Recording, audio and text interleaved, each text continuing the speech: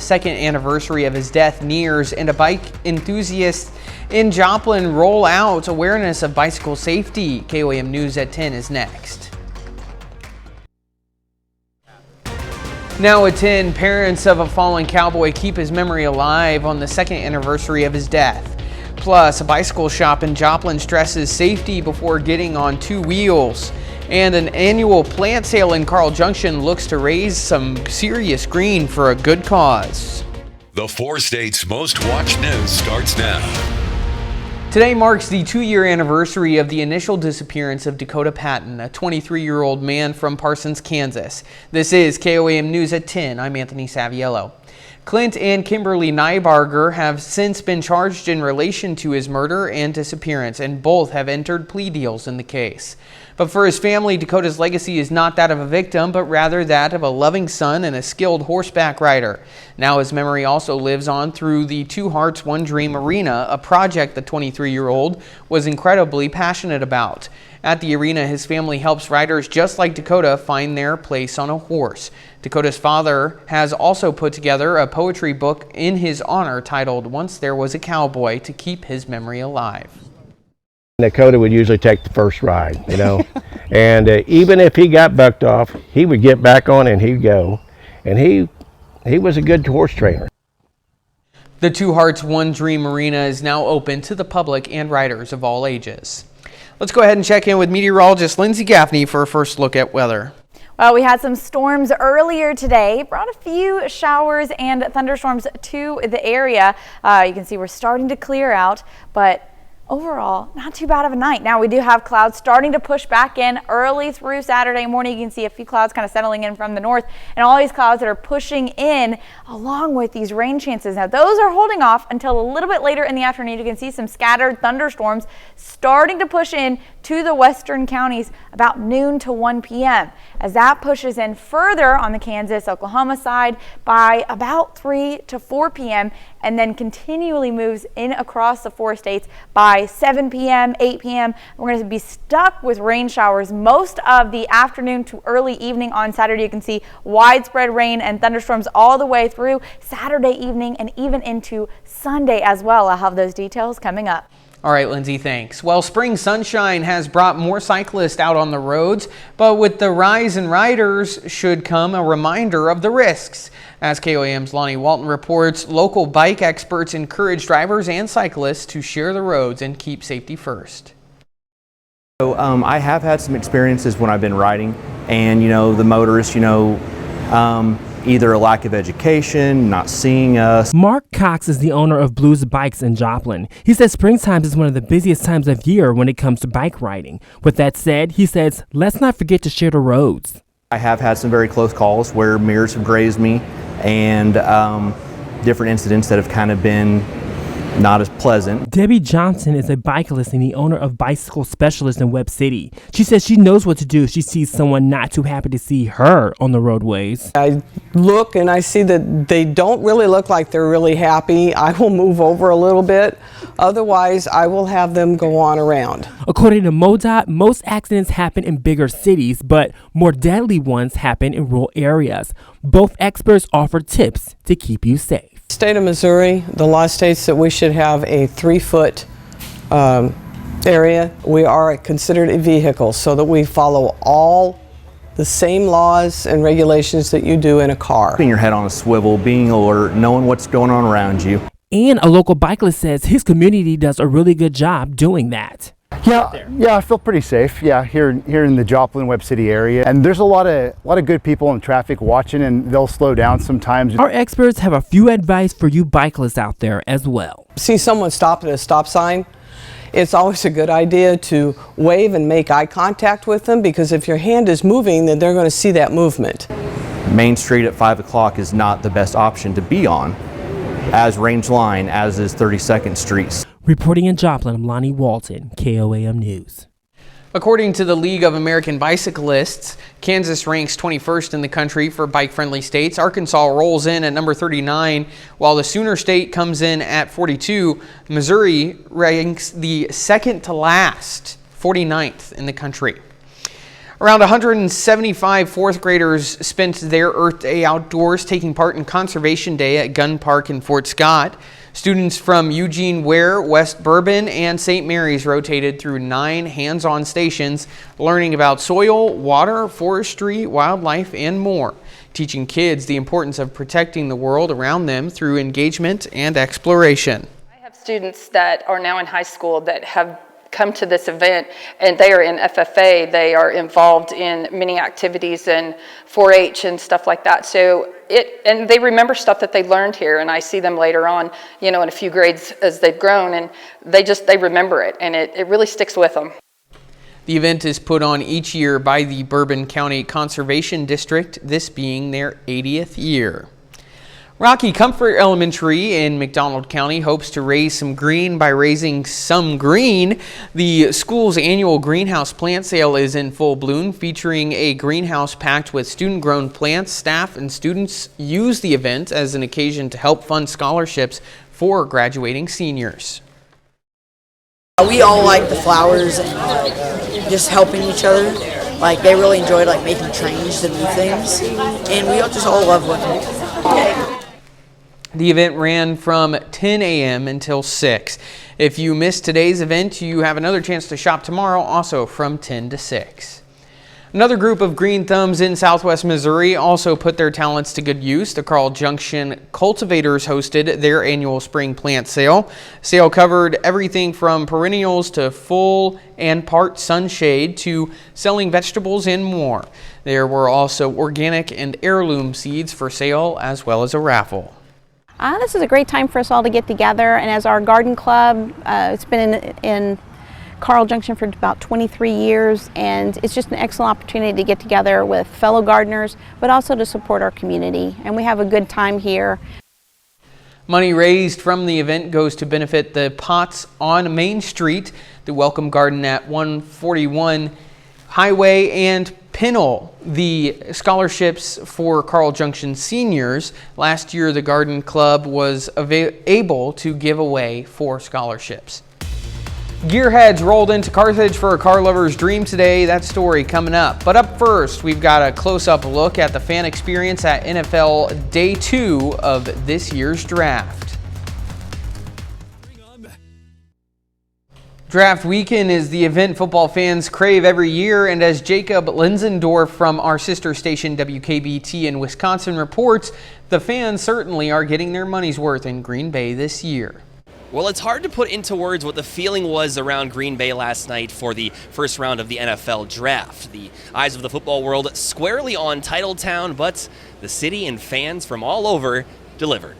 The numbers are in from day number 1, and how about it? 205,000 people in attendance, which is almost double the population of Green Bay. A sea of people filled the parking lot for one big party, and the reviews from night number 1 are glowing. You're never going to get anything like it again. I mean, the fans were great. I mean, the atmosphere is great. Weather today, I mean, we're still going to have a great turnout. I like the hometown atmosphere that you have here, and the facilities are amazing. I mean, where else would you want to have it? Lambeau Field, iconic. Like, this is like the birthplace of the NFL. So like, there is not a better spot to have it. And like, honestly, they should do the draft here every year. And as the saying goes, when in Rome, fans from all over are embracing the Wisconsin culture. I have tried the cheese curds, and they're very good here. The cheese curds at Lambeau are better than you're going to get most places, for sure. Just the whole atmosphere. I want some good cheese, too. I haven't seen any cheese stands just yet, and that's what we're kind of looking for a little bit. But just to experience the whole culture and see what Green Bay is all about. And regardless of who you root for, the love for football continues to turn strangers into friends as they all soak in one of the best weekends in football. I mean, the nice thing about Green Bay is, like, it's community. So, I mean, everything in this draft has been about bringing people together. It's cool how sports connects all cultures, all races, all different types of people. So it's cool to talk to people from all over the country about sports. You all have common knowledge and common love for the game, so it's awesome. And there might not be perfect conditions around the city today, but that has not put a damper on the buzz and excitement around Green Bay for Day 2 of the draft. In Green Bay, Jacob Linsendorf, KOAM News.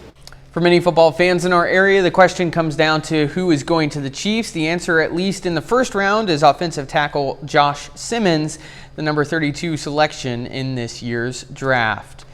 Victory Day returned to Pittsburgh, a special event pairing Pitt State football players with youth athletes from Special Olympics Kansas. The day focused on fun, inclusion, and friendship, giving around 60 athletes the chance to compete, cheer, and connect.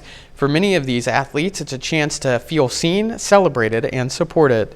Athletes love this event. This is probably our most sought out event for our youth athletes every year because they get to hang out with a college football team and they love supporting their community and it's really cool to see the friendships being built and all of the skills that they get to do together. Despite the rain, the event moved indoors to the Plaster Center, but the spirit of the day shined just as bright. Over 290 students turned out for Cow Creek Cowboy Days, where students were taught lassoing, cattle branding, leather making, and more. John T. Wayne, grandson of the legendary John Wayne, known for his westerns, is set to make an appearance. We all come together and say, okay, this idea sounds great, this person sounds great. For example, we have John T. Wayne coming tonight. And that's the grandson of the old Duke. So how exciting can that get? So it's just great to have different brains around a table and to come up with something different every year. Tomorrow's events include the Wild West Town from 9 a.m. to 7 p.m., capped off by live music from the Dan Dueling Trio starting at 5 p.m. Southwest Missouri Bank is bringing back its car shows for some of its locations in the coming months. Today's event rolled into Carthage, which featured over 120 cars. Visitors could also grab a free hot dog and some chips. The event also featured automotive-themed door prizes. These are always fun. It's just a good time with our customers, with the community, and everybody gets to come out and show off all their cars and have a hot dog, and we just have an enjoyable evening every year. SMB will have shows later in the season at Duquesne and Neosho. Lindsay returns next with a complete look at your forecast, and a little later, some school kids in Carl Junction get a surprise visit from a local author. Spring is the time of plans.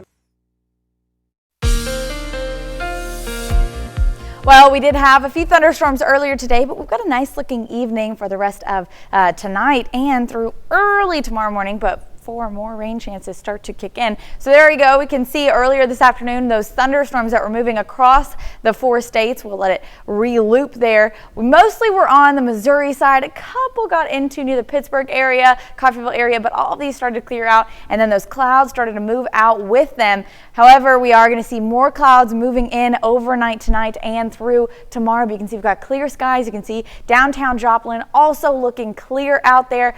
Great looking night. Perfect evening if you want to have a night out on the town. You can see temperatures are going to be pretty mild. We're only dropping down through the low 60s through about midnight, 1 a.m. So not too bad of a night. However, clouds start to increase because we have more rain chances moving in. And those rain chances are going to be moving in early in the afternoon. About noon to 1 p.m. is when we're going to start to see these rain, scattered showers, scattered thunderstorms in our western counties. And then you can see how that spikes over in the Joplin area about 3 p.m. to 4 p.m.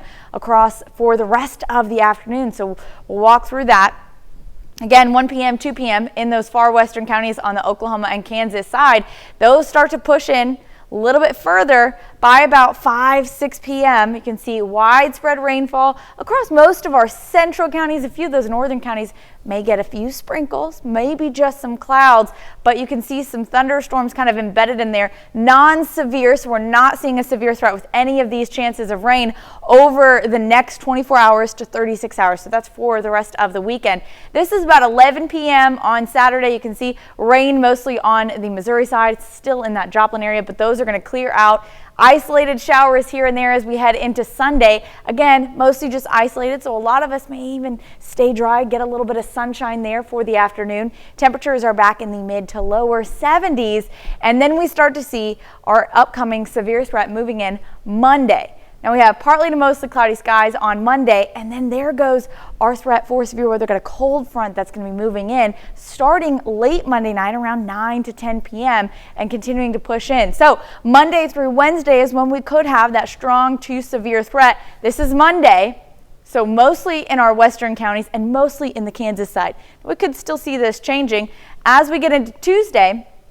That threat shifts for mostly south of I-44. Now you can see how the yellow still clips all of our counties. That's a less chance of severe threat, but still could be keeping an eye on that. And then we get into Wednesday, mostly staying south of us, but you can still see Oklahoma, Kansas, and even south of I-44 in Missouri could have some more strong to low-end severe threats. But let's go back to the weekend. We've got cooler temperatures on Saturday, warmer on Sunday, isolated rain chances Sunday, but those scattered thunderstorms to scattered rain showers on Saturday, and again, not severe for the weekend. We start to have that possible alert day Monday and Tuesday as those storms start to roll in late Monday night and through Tuesday.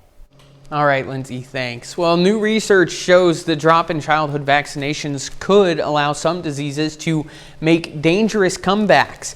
According to a modeling study from the Journal of the American Medical Association, fewer vaccinated children will lead to more outbreaks of preventable infectious diseases, eventually returning to endemic levels. The data points to measles at the top of the list. The U.S. has recorded 800 cases of measles this year, most of them in Texas. And a pioneer of so-called miracle weight loss drugs is suing companies that offer cheaper off-brand versions.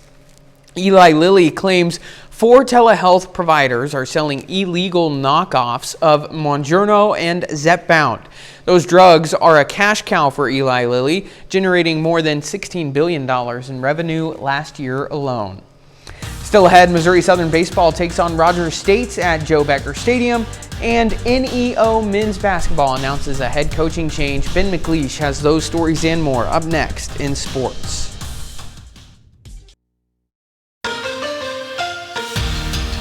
Carthage High School baseball has a 12-6 record through the first month of the season, and the Tigers have won 4 of their last 5 entering tonight. Carthage High School baseball trying to start the weekend off with a 3rd straight win, hosting McDonald County. Tigers starting pitcher Cooper Jackson gets settled in right away. In the top of the first, he strikes out the leadoff Persum Sosi swinging, then uses a breaking ball to get the next batter, Axton Bateman, to strike out as well. In the bottom of the first, Zach Hohenschel puts a good swing on his ball, but it goes directly to the center fielder, Hayden Lett, who makes the catch. Jackson gets back to work in the top of the second. Chayton Banta goes down swinging, and so does Noah McDonald to end the inning. Jackson gets 4 punch-outs through just the first 6 batters he faces. The bats wake up later in the contest for both teams, and McDonald County beats Carthage 14-10. Missouri Southern baseball is coming off a walk-off win against Pittsburgh State earlier this week. And tonight the Lions play at Joe Becker Stadium. It's Lions versus Hillcats, top of the first. Cole Gaiman strikes out the first batter of the game. He strikes out the side, but the next batter, Andrew Ramirez, drives one deep to opposite field, and this one is going to be out of here. That makes it 1-0, but the Hillcats hit 2 more homers in the first 2 innings to take a 4-0 lead. Bottom of the second, though, Lions have a runner on third, and Tragan Parker beats out the throw at first. A run comes home, and it's 4-1.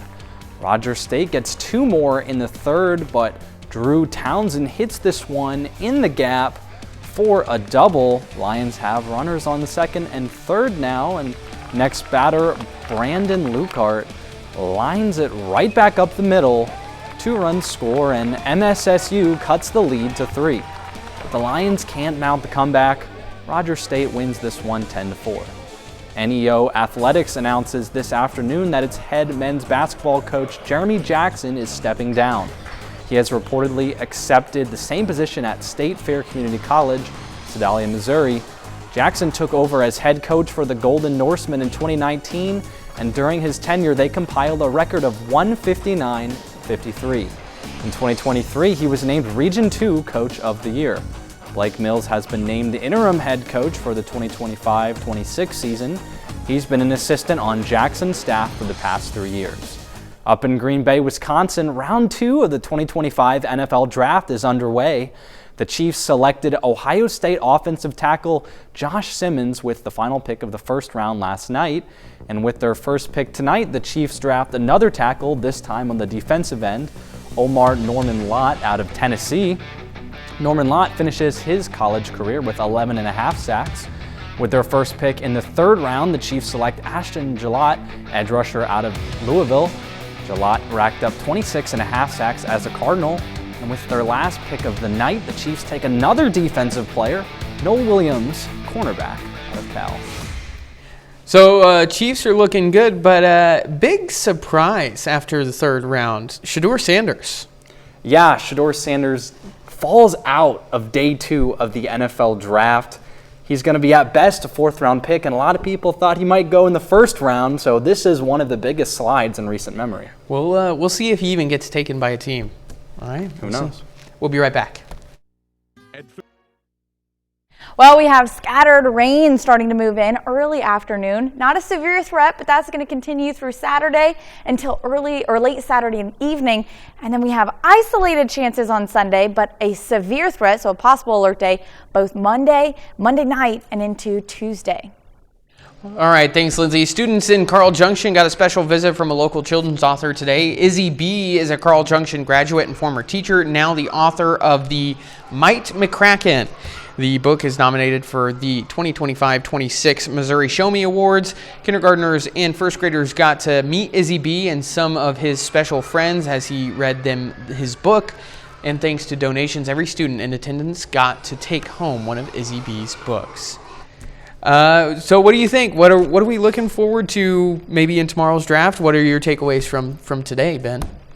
Yeah, well, today the Chiefs stocked up on 3 defensive players after giving 40 points up in the Super Bowl. So hopefully that'll, stockpile on their defense. But the biggest story of the night is Shedeur Sanders falls out of day 2. A lot of people thought he'd be a day 1 pick. He's not even a day 2 pick. So I'm sure him and his family are going to be hoping for an early pick tomorrow. But who knows, if he hasn't gone now, when will he? Yeah, exactly. Well, we'll know tomorrow. Thanks for watching. Have a great night.